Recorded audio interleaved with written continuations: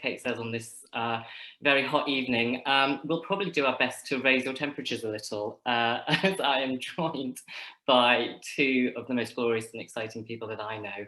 Chinonyerem Odimba, playwright, whose work has spanned multiple stages and television, and is also incoming artistic director and chief executive at Tiata fahodzi. Now, you've had bio sent across to you, so I won't embarrass myself by trying to remember the titles of everything.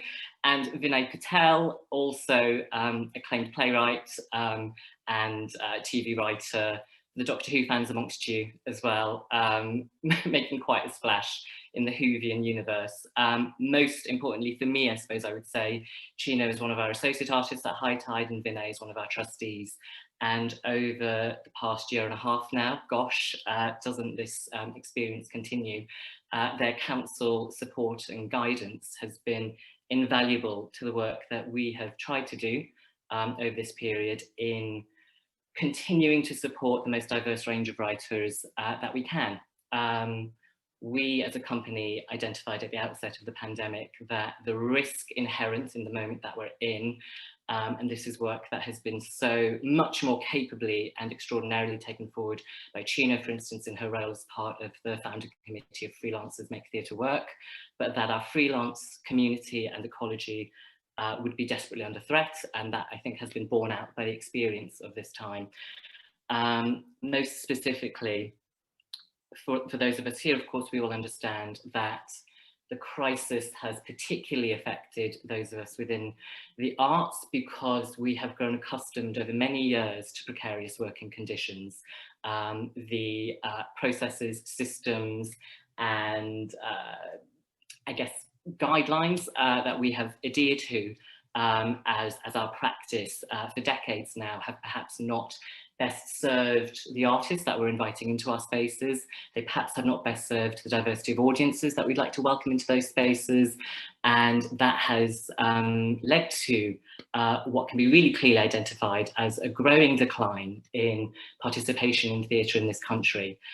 For us at HighTide, that's one of the things that we're desperately keen to address with every programming initiative that we put out, and I'm so delighted to be joined here by two artists who share that passion and philosophy.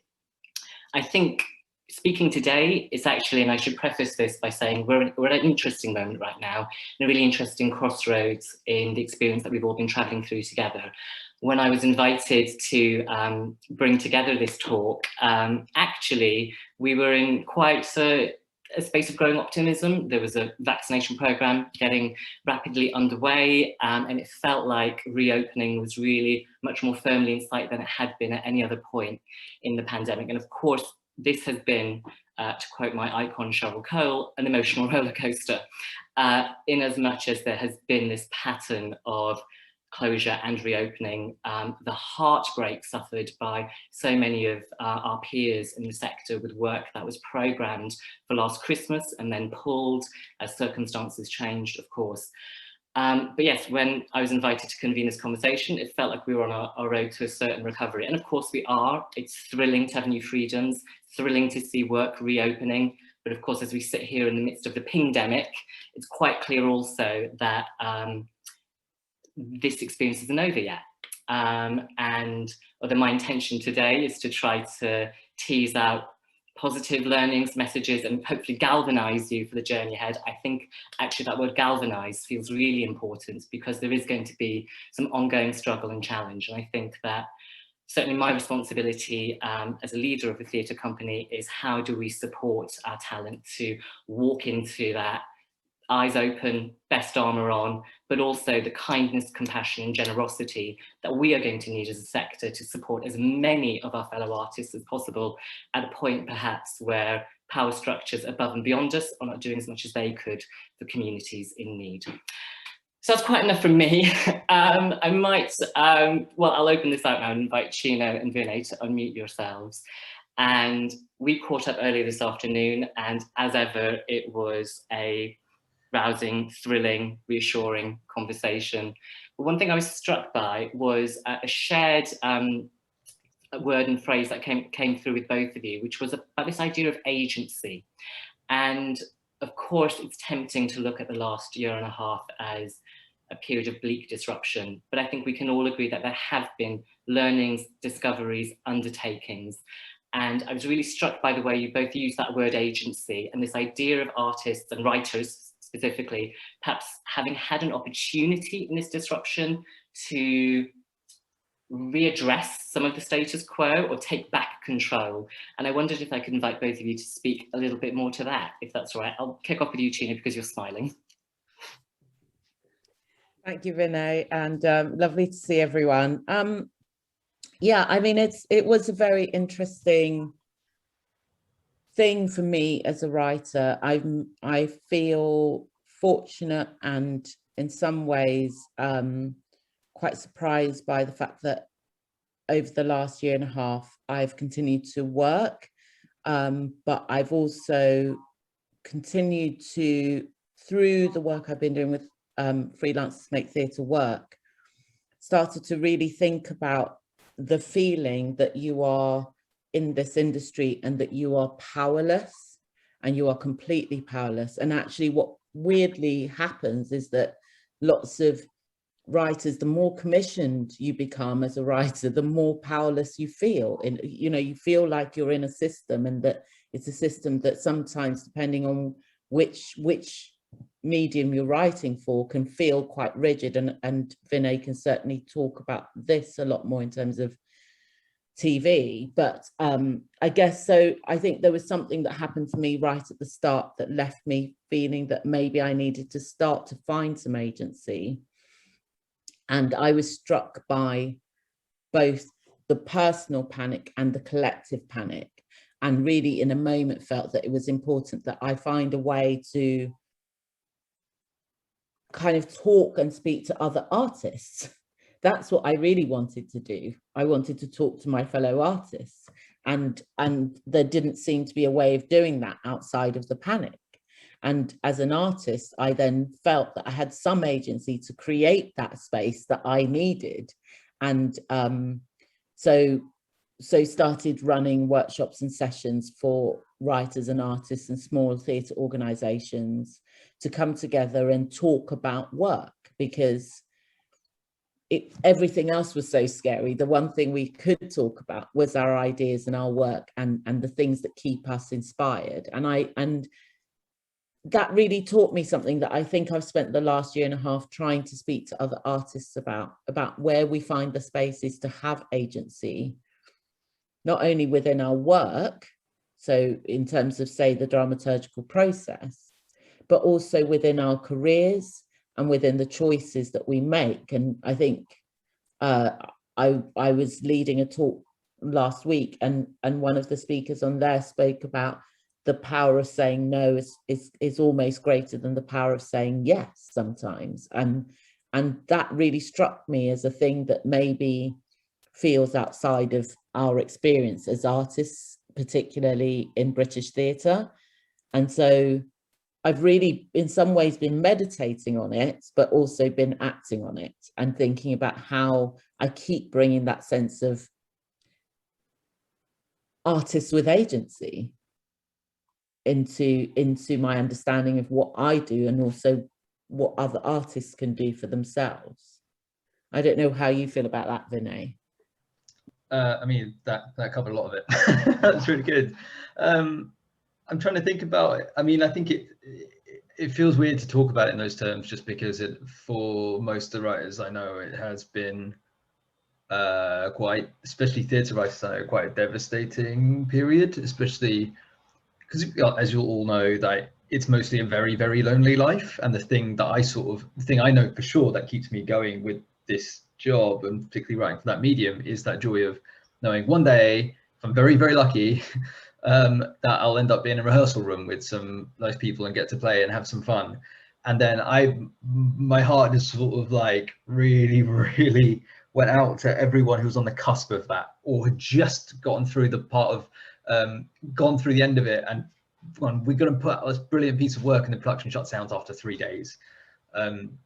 So it does feel strange to talk about agency, just because that feels possibly like the least powerful those people would have felt. But I think, and I think we'll probably get onto this a little bit more later, but there was some useful conversations about process that were starting to happen around theatre before the pandemic. And as soon as the pandemic hit and people could no longer talk about the work because none of it was happening, we did have a lot more discussions. I've certainly had lots of them about what processes look like. And my feeling was always like those conversations always got shut down by the rush of getting to the next play or the next production or doing like the next season. Like it's such a, theatre is created on such a hoof sometimes that everyone will have good ideas or good thinking, but you just don't have time to bed stuff in. Like it takes a real push to do that. And some companies and buildings have been brilliant at doing that, but it is harder to make that a structural thing. And then you have this moment where everyone didn't know what to do really. And it's a bit like discovering that, you know, that moment when you realize your parents don't know everything and suddenly you're like, oh no, if they don't know, then no one knows anything. And so it felt like there was a lot more openness that I found for people to consider processes and how that can be kinder to writers and other artists, but also just have the time to sit with those things and further those discussions. So they actually start slipping into what I have started noticing in the way that we talked earlier about the Bush employing like a drama therapist that you're working with, you know, I believe, and things like that actually becoming part of the structures and the intentions of buildings and companies, because people have had long enough to mull on it and see how much support people need to keep going in this job, because so much of it is built on the generosity of freelancers and particular writers in the first instance. So from the agency side, it does feel like I've seen writers feel a bit more like they can make bigger asks about protecting themselves earlier on and considering process. Like I used to say that you can really tell theatres and theatre makers who've only worked with really rich writers because their demands for draft schedules are nuts. Like it's not long enough for someone who has to hold down a full-time job to deliver stuff in those times. And I just feel like all of those processes and all those feelings of how things should be have been broken up a little bit and disrupted in a way that kind of only something like this, which shut down the whole sector for a long period of time, could do. But yeah, that's my attempt to be hopeful. I think that, and building on that, I mean, I think a lot has been brought to the surface. It does feel like a curtain has been pulled back, to mix my metaphors wildly. And that has been afforded by this moment of pause and breath. Now, of course, the title of this event is How COVID-19 Has Shaped Theatre. But of course, what we can't separate out from that is the experience of the Black Lives Matter movement, which has coincided with this moment of the pandemic, and perhaps at a point where the world had to pause and look. We have seen much more deeply and profoundly the racist structures that continue and persist within the world we live in.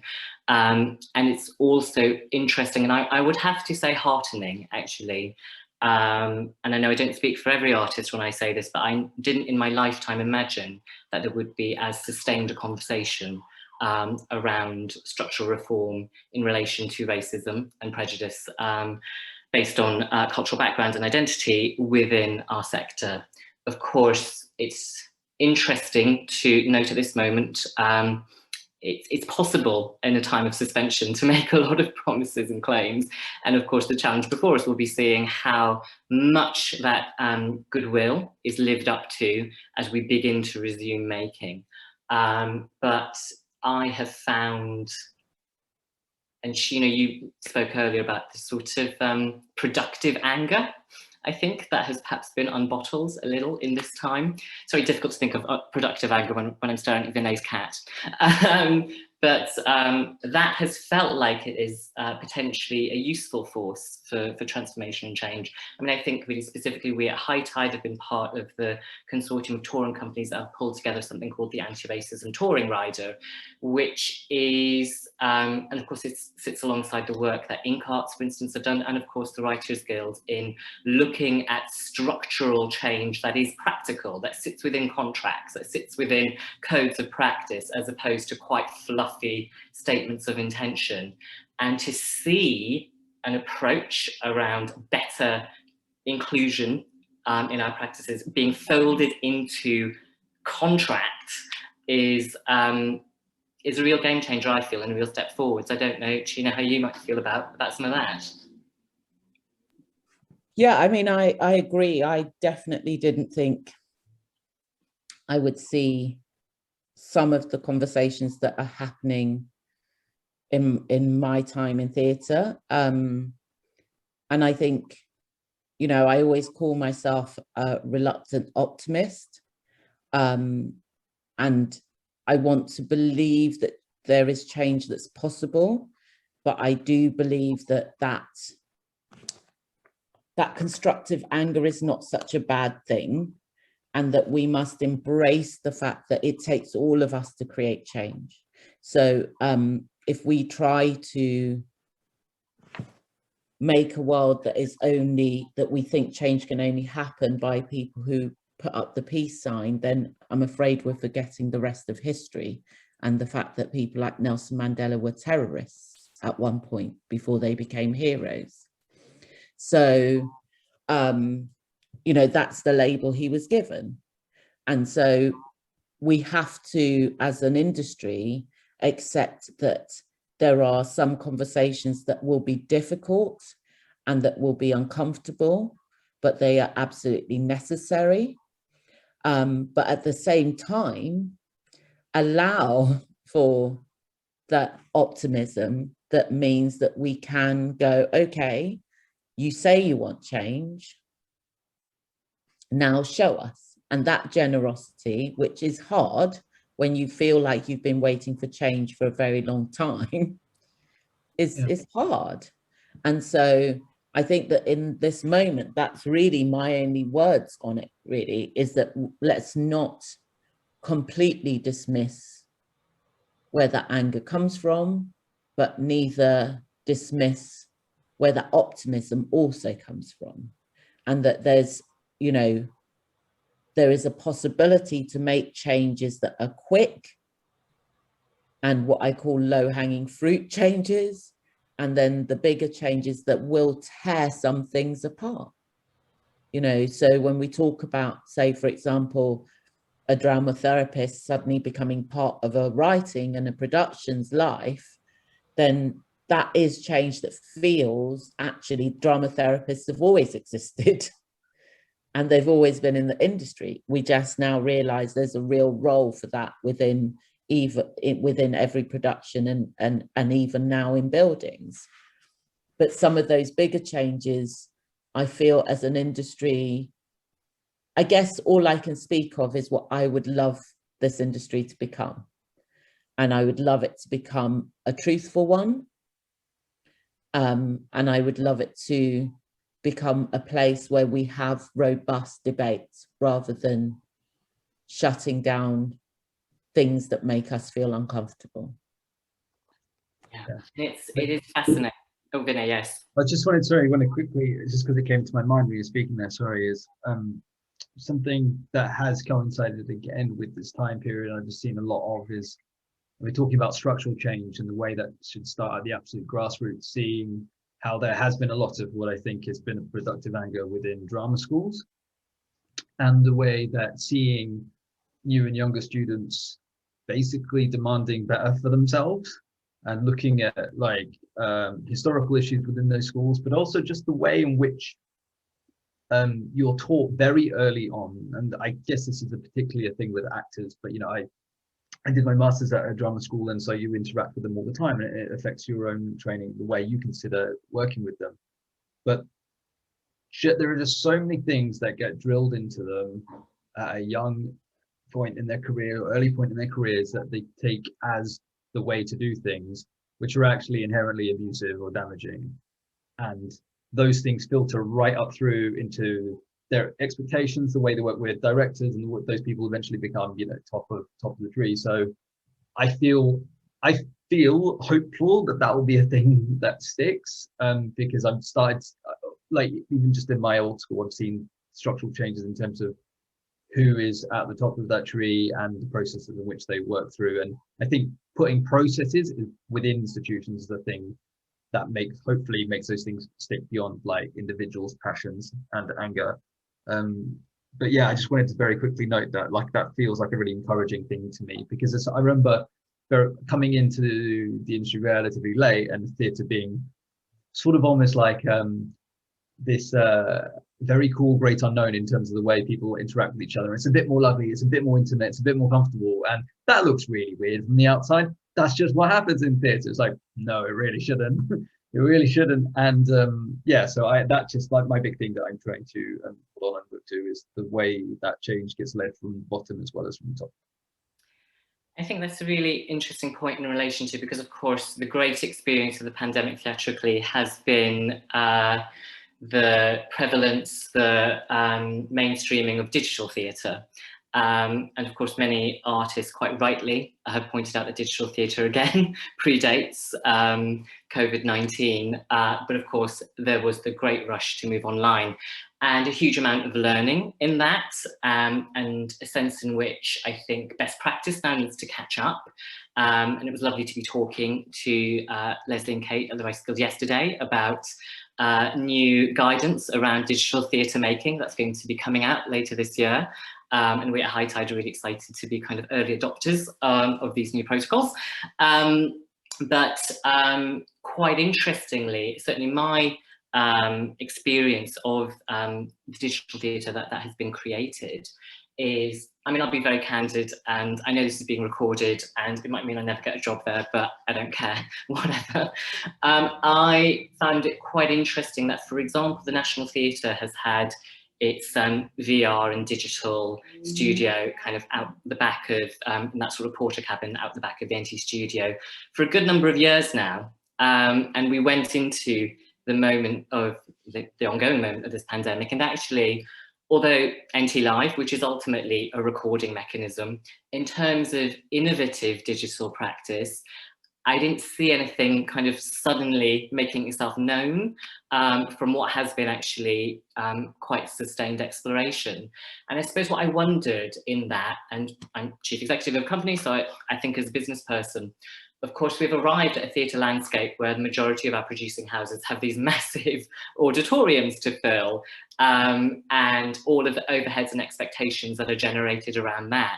So what actually does that do to your capacity to actually meaningfully innovate? Kind of reminded, and I can't remember if I said this last year at the AGM, but if you recall all of the great big music stores on the high street, like HMV and Virgin, and HMV is still with us, but you know, Virgin Megastore went bust and all of this. And actually what was quite interesting was those, you know, record stores, they had all of the relationships with the record companies, with the artists, with the product, but they had all of that real estate, which meant that when digital came along for the music industry, they were not able to shift their model. And they could have been, you know, they could have stolen a march on Spotify and iTunes, etc., but they were too attached to the production chain they'd created to be truly innovative and embrace new possibilities. And I mention all of this because I think that in terms of innovative digital theatre, I've seen that created much more excitingly, perhaps, by non-subsidised companies and artists, actually, by independents. I think of people like Swamp Motel, who created all of that online gaming stuff, where you were hunting down this strange cult via Zoom. And, you know, the 3 hours I devoted to that sequence of plays was, you know, some of the best fun I had in the entire lockdown as far as a digital theatre experience goes. And it was theatrical because there was storytelling, there was script, but there was a different understanding of the form. And I suppose I wonder, just for you two as writers and theatre makers, and just as you talk, Vinay, about how these things might need to change, what might that mean for a company such as HighTide, I guess? Give me some homework, Vinay. I'm not on mute, great. I think I'm going to be very slightly uncool and talk about how much I do actually like streaming. Even though, again, it's one of those things that's been around for ages, and people don't want to embrace for various reasons, some of which I really understand. I accept that it doesn't really replicate the full experience of theatre.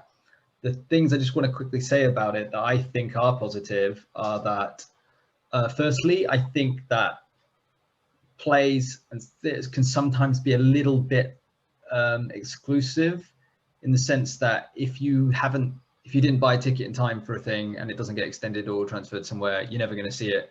And it will be, you know, it might be a critical piece of theatre history that people will talk about for ages, and you didn't get to see it because you didn't have enough money, you weren't fast enough, didn't know the right people, didn't live in London, like any number of things.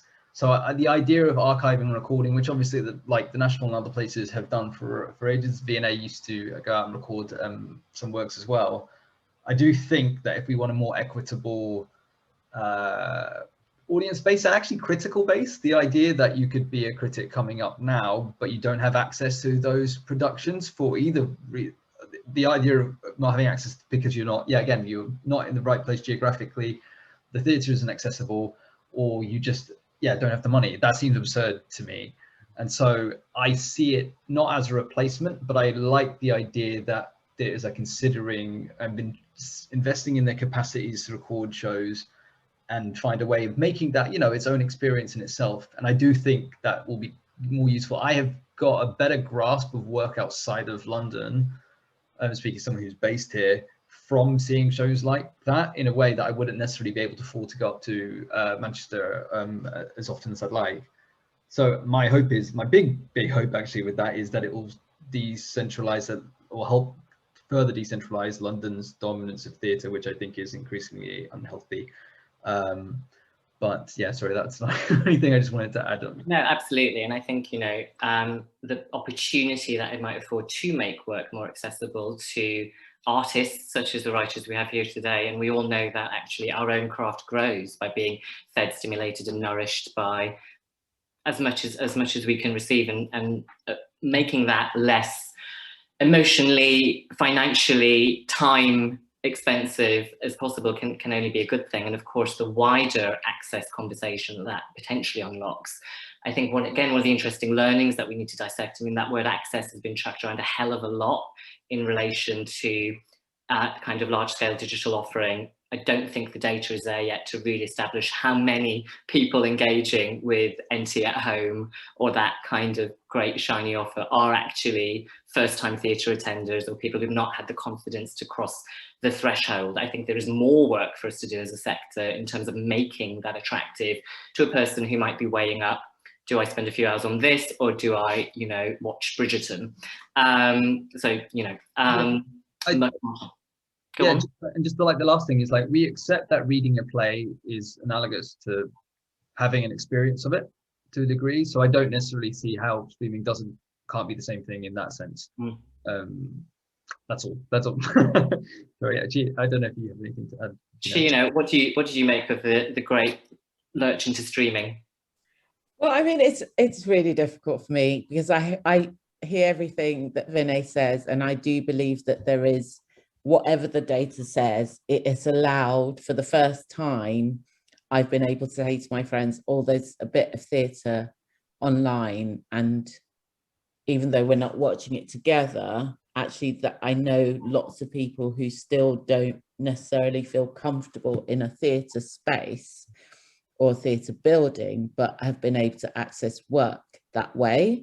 So, but me personally, like, I am still so childish when it comes to theatre. Like, when I sit down, and I say this all the time in the occasional rants that I have on Twitter about how we, critics are fine, but sometimes we just really need to appreciate the guts and the heart and the tears it takes to put work on a stage. And so I don't go into a theatre lightly, I guess, is probably what I'm saying. And I don't come out necessarily feeling like I want to easily critique anything. There may be aspects of a production I don't understand, I didn't quite get with, but I genuinely always see those artists and those creatives at the heart of that thing that really put themselves into it. But I also completely still believe in magic. And so you know, for me, that live experience of theatre still gives me that magic. Even as a writer, there are many occasions when I've done the rehearsal process with the actors and a director, I've gone away, they've gone, okay, come back in and watch the dress rehearsal. And I've walked into a dress rehearsal and I'm completely blown, like, you know, I'm like the child in a sweet shop. I'm suddenly, oh my God, look at the wig. It's like a different person, you know, and everyone's like, is this woman all right? You know, you've done a few plays now. I think you get the general gist of it. But I fundamentally don't want to ever lose that excitement about the thing that makes theatre. And I remember learning, you know, I came into theatre very late in life, in the way that we say, even though it doesn't feel very late for me. And I remember, you know, all these workshops you'd go to and people say, what's the difference between theatre and everything else? And you go, well, it's the liveness of it. It's the liveness of it. And I don't think I've ever really moved away from that. However, there is that side of me. There are shows that I will never pay to go and watch in the West End, not because even now, there was a time when economically that would have been impossible.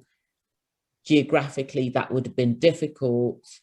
Even now, when I can afford them, I still find those spaces quite difficult to navigate for various reasons. So actually having access to those shows online was really useful, because there were some shows that I'd been really longing to watch, but hadn't been able to watch them because, you know, and suddenly that digital experience offers that. So I feel very much, it's very, very rare for me to sit on the fence with anything, as you know, Suba, very, very rare. But I feel like with this, I can see, you know, I kind of weigh it up and down and I go, yeah, I can see both sides of the coin, really.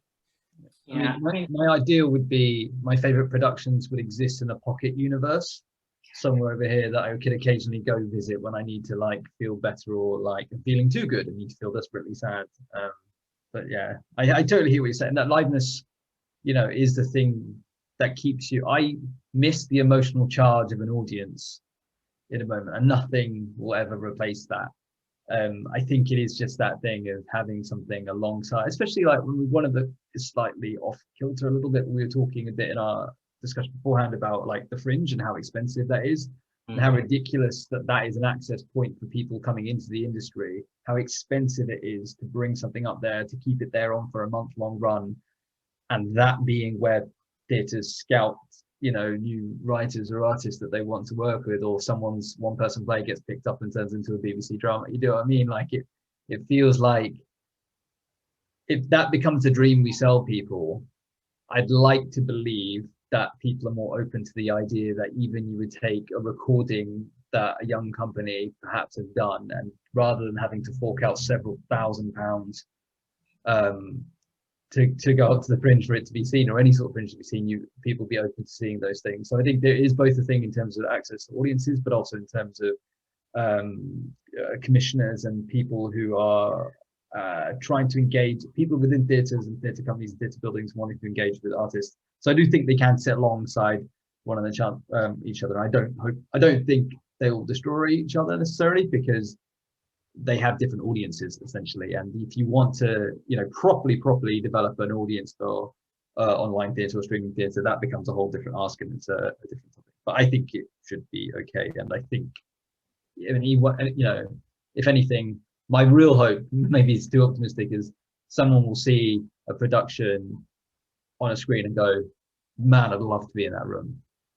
I'd love to be in that room for that moment. And that will bring them, or make them possibly come close to the idea of coming to see something, even if they might not have considered before.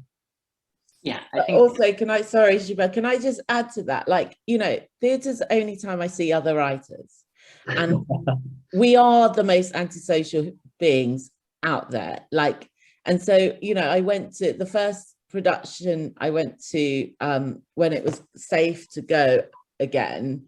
I was so suddenly aware that that's the only time I see my fellow writers. We, you know, And just that joy actually is the other thing that we don't talk about enough, is how often we spend time in theatre spaces feeling like a community. And I think we talk about communities all the time, but we rarely talk about the theatre community. And we rarely do enough to sustain it and to grow it and to nurture that. And so actually, that's the other thing I hugely miss about that live theatre experience. I think I was chairing a panel for Carly Theatre's conference a few weeks ago, and one interesting thing that arose, a provocation from a writer, just around this idea of community, a writer based in East Midlands, and she was talking about the fact that actually, because of, hey, look where we are now. I mean, you know, we used to always think things like this had to happen in person and we'd all have to get on a train somewhere or whatever. And actually now we don't. And I think this and these formats, I'm, you know, always so delighted to do things like this for the Guild.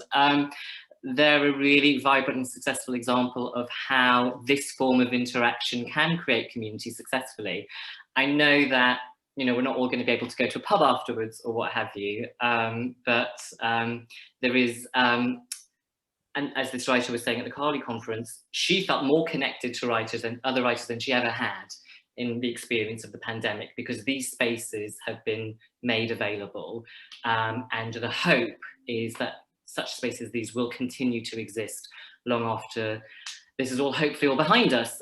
Certainly for us at HighTide, we're really clear on the fact that our training provision, we're going to continue to do as much of that online or in parallel as possible. And to comment there about, if it's not a binary choice between live or digital, but if both are possible, I know that's talking about productions, but I think also as we think about process and as we think about how we convene communities of artists, how we create spaces for provocation or research or discussion, that is where a hybrid model feels really important, I think, as we move forwards. So we've got about 15 minutes left. So I thought I would invite, I warned you about this earlier, Chino and Vinay, just, I suppose, and just for the benefit of our brilliant writers here, before we then get into any questions that you have, which I'll be happy to share and pass along and all that stuff. Top tips, things to hold on to, things to think about as we navigate the next period of time. Yeah, is there anything that you'd like to share in terms of, and also I suppose in terms of your own practice and how you're moving forwards with confidence or with strength amidst uncertainty? Gosh, this, you know, this is always a hard one. I mean, which one do you talk about? But I think that just going back to my starting point about agency, I guess I would say that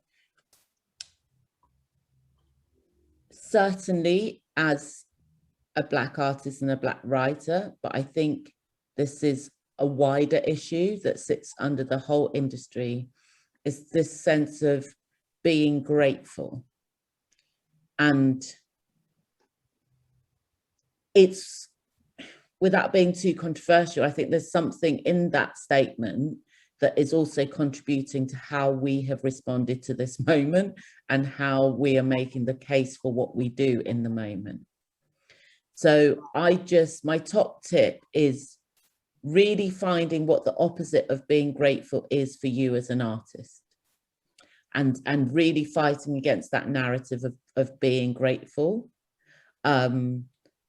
because what we do, I have a few friends who are visual artists, and they always say to me, when I try to describe the process to them of writing a play and the first draft having notes, they're just complete, they think it's complete madness, like how to them that's like the sketch of a drawing or a painting, then having someone come along and critique that, you know. So what we do is not only vital, but it requires something to shift in the very human being, and I think we need to hold on to that, and so that's really for me the tip I give everyone now. What's your opposite of being grateful? Vinay. I love that. Yeah, I mean, yeah, I think like, what's a useful spur for questions? I don't have any. I think it's funny you say that, because I sent what I thought was the least cool email I'd ever send when I sent in a draft the other week, which was like, hi, I think this draft is really good.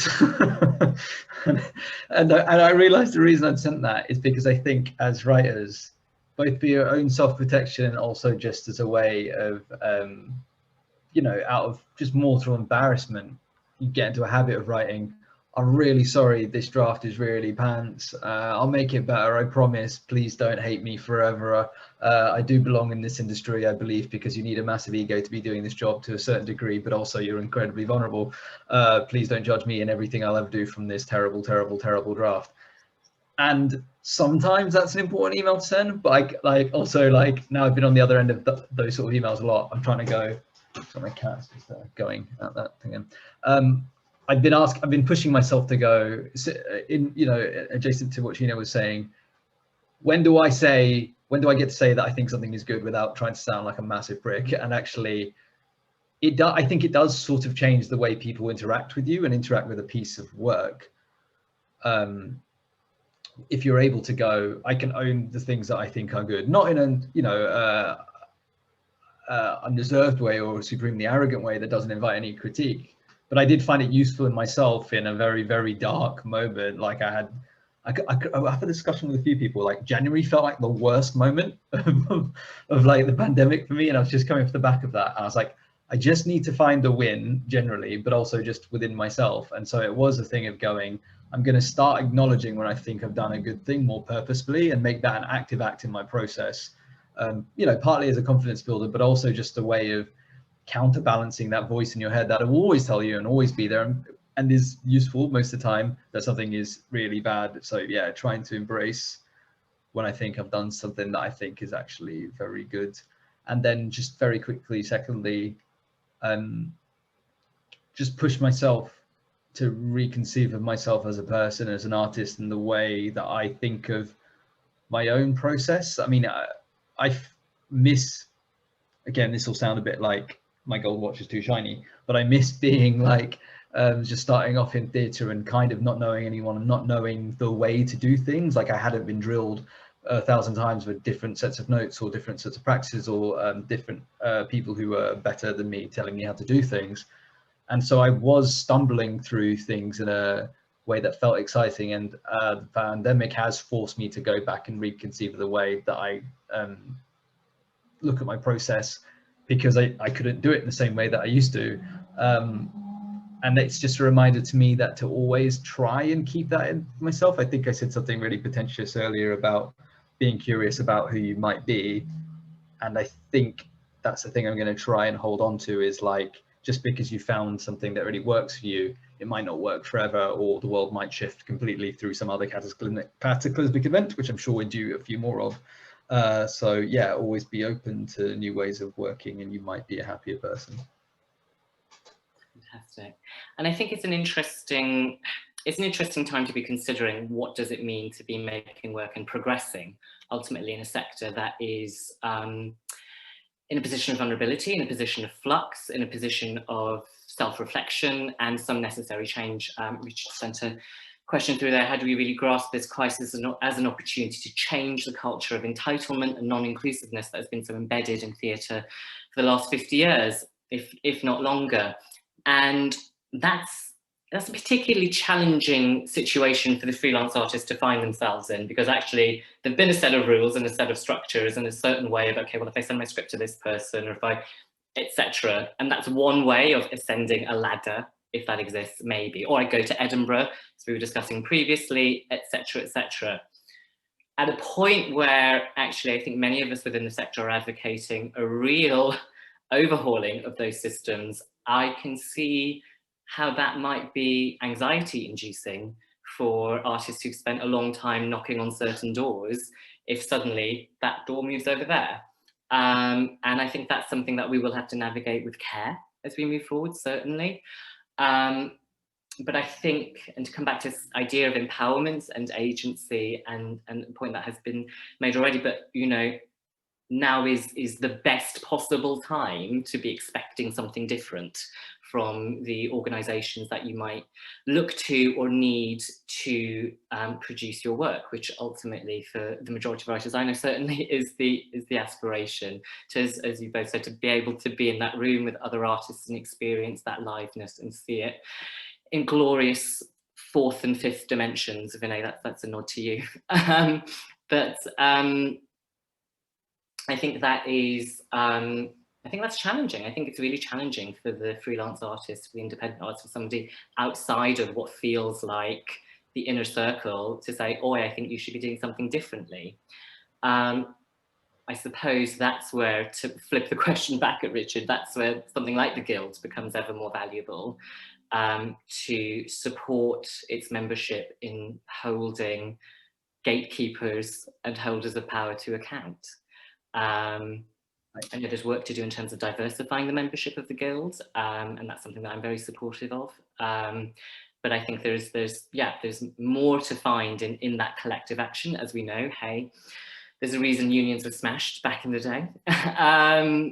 But yeah, I don't know in terms of this, this idea of grasping an opportunity to change. I don't know, Chino or Vinay, if you have any thoughts that are more concrete than the woolliness I've just chucked out. I have thoughts, but you can go first, or you'll have lots to say about it. No, go ahead, Vinay. I think it's just a little bit about what we've been saying already, that I think cultures of entitlement and non-inclusiveness foster themselves, even from people who ostensibly think of themselves as people who look out for those things, because those invisible processes and those invisible ways of just doing things settle in very rigidly and they get passed on. And so just having a moment where everything feels a little bit up for grabs and no one quite has the answers does seem like a moment to really, really push out new models and of working, and to like, I think it's important to really champion those. And like, I'm trying to make sure I'm seeing as much work that's created in ways that are different from what I'm used to and expect to, and like, not just devised theatre, but also just the way in which they select artists, the way in which they spread the period of rehearsals, the way in which people split their time. Partly someone made a comment about if you are vulnerable, especially with regards to your health, it can be tricky to be in a room with other people sometimes, and actually folding that into practice and not making people feel excluded because they need that, or feeling like they have a less experience because of that.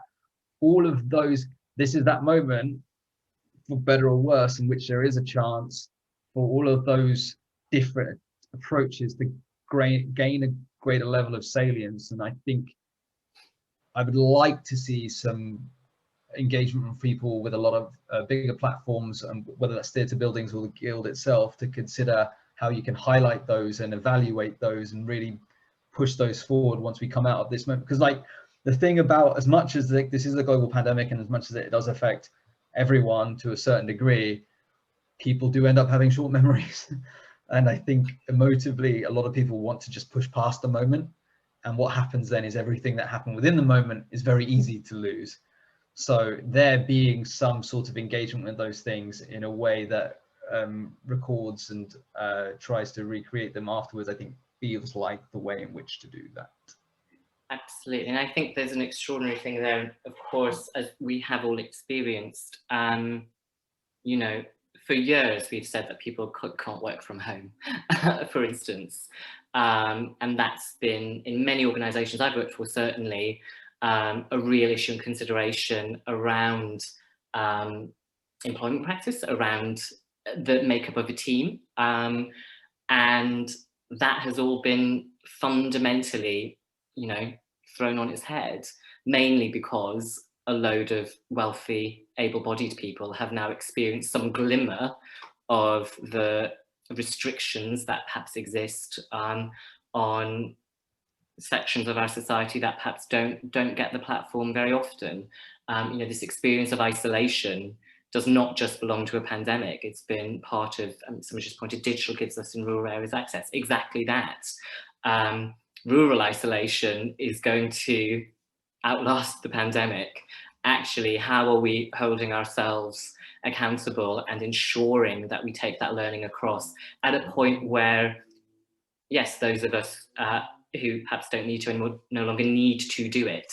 I think those are some of the tough conversations and the ways of resourcing our work that we'll need to find. And of course, you know, we have this conversation within the context of likely economic upheaval as we move out of this process, likely hugely diminished audience confidence, and likely impact of Brexit and all sorts of things that are going to actually mean that available funding, for instance, is likely to diminish further. And what does that mean for the amount of work we'll be able to generate? And what does that mean for trying to maintain more accessible, more equitable working processes and sharing processes, which of course generate additional costs.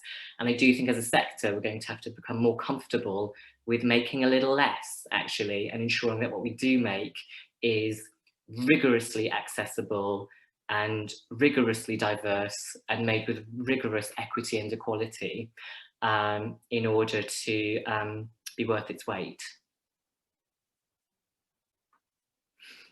Sorry, that was a bit of a rant. I just wanted to frame all of that, and Vinay, you mentioned this also, just within the context of working practices as well. And I'm sure many of the writers here will have taken a perusal of Let's Create, the Arts Council's new 10-year strategy, which of course throws real focus on this idea of co-creation. And certainly somebody running a new writing company, it's really interesting looking at some of that narrative and expectation and what that means for, I think, an idea that we have carried historically around, you know, the writer as a solo central artist.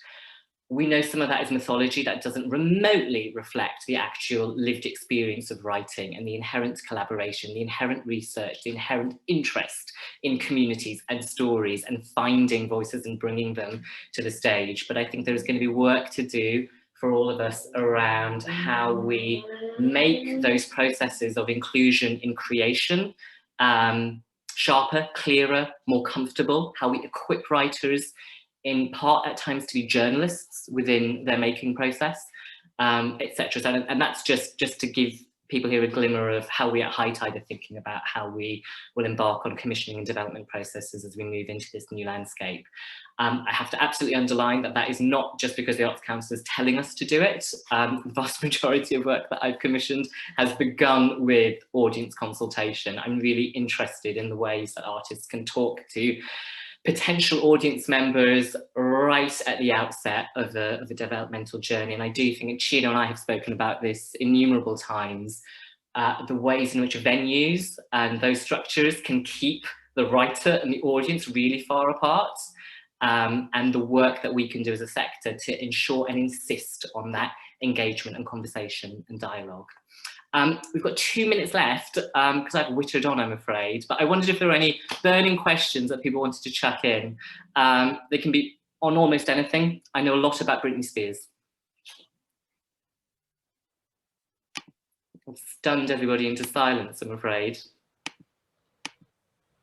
Well, in which case, if there aren't any further questions, but of course, the Guild have my details, and I'm always interested to hear from people out there on how certainly we at HighTide can do more and better. That's certainly our priority as we get out of this. So it'd be delightful to encounter more of you down the line. But